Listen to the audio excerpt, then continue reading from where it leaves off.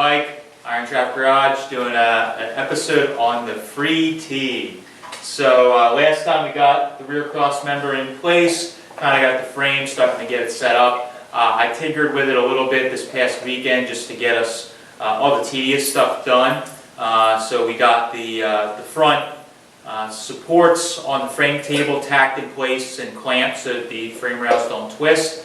And we're pretty much ready to start putting the front cross member in place and hopefully get it welded in place and get it braced. So we're going to get the front cross member cut down, sanded, all ready to go, and we'll show you guys where we're at in a little bit.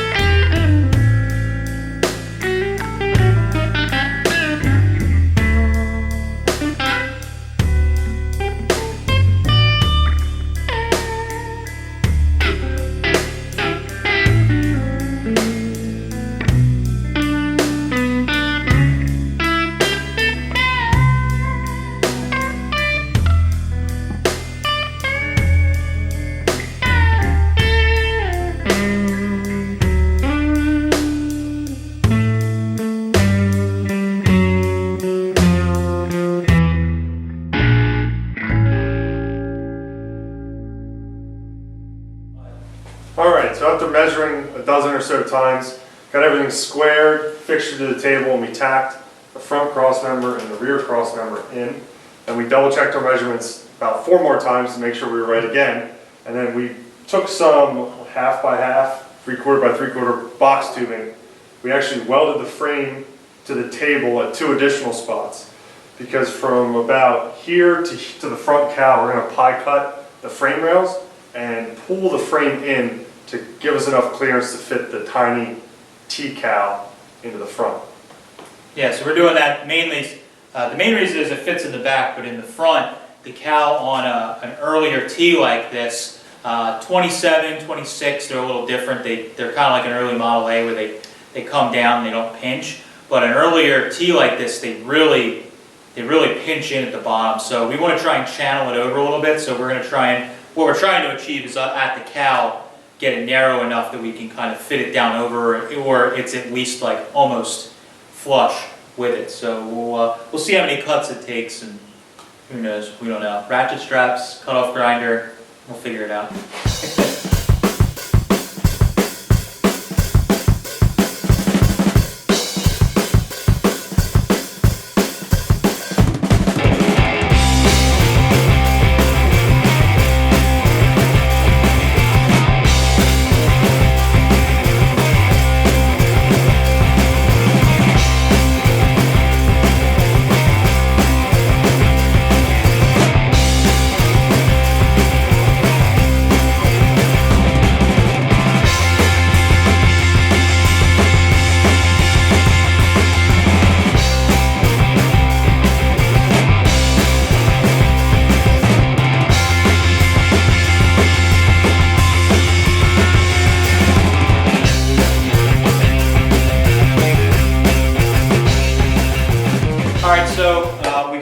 We test fit the body back on to just make sure we had marks of where everything was. And now what we need to do is pinch in the frame rails like we were talking about. So normally when I do these kind of pie cuts, you cut it so that when you pull it in, the cuts actually close on themselves, so you don't have to make a pie piece. You can just bevel the cuts and weld them together and everything's great. But the way this needs to bend in, we would have had to actually cut the outside edge, the outside face of the rail, and then we were afraid that it was going to get too wavy or it was going to get all wacky when we were making these cuts. So we decided to cut the top and bottom edge. It's going to open the cuts up, and we're just going to have to make pie pieces. It's actually going to be easier to weld, and we're going to have less chance of the frame getting all distorted as we pull it in and actually pinch it in. It's a little easier to hide on top of the frame rail versus the whole side of it as well. So the ratchet straps... Yeah, we put 2 on here because when you use a ratchet strap, it's actually only pulling in one direction, and we didn't want to just put one, you ratchet it, and then it like sucks in one side and the other one stays where it's at. So we put 2 on, and we put 1 on top, 1 on the bottom. So we're not just pulling in the top of the frame rails, we're trying to pull them as evenly as possible to keep everything nice and straight and uniform, so the bend doesn't look all lopsided and goofy. And we made 3 cuts currently, so we're just going to start with that. We put 2 closer to the firewall because that's where we need the most movement, and then we put 1 a little bit further back, kind of in the center of the cockpit, if you will. As we bend this, it may open up so much that we're going to decide that we're going to put another one in there, but we're going to start with 3, see where that gets us. So we'll start ratcheting this and see where we're at.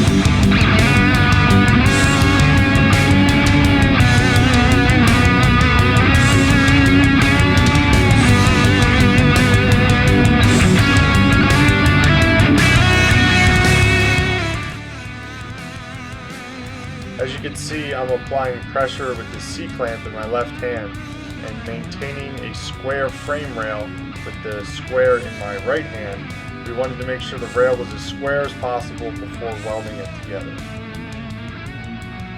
Before tacking the frame rails, we verified both rails were pinched the same amount. We did so by running a string line down the center of the chassis and measuring that in each cut from the outside of the frame rail to the string line. This allows us to give the frame a nice uniform look, and it looks unmodified and as close to a stock car frame as possible.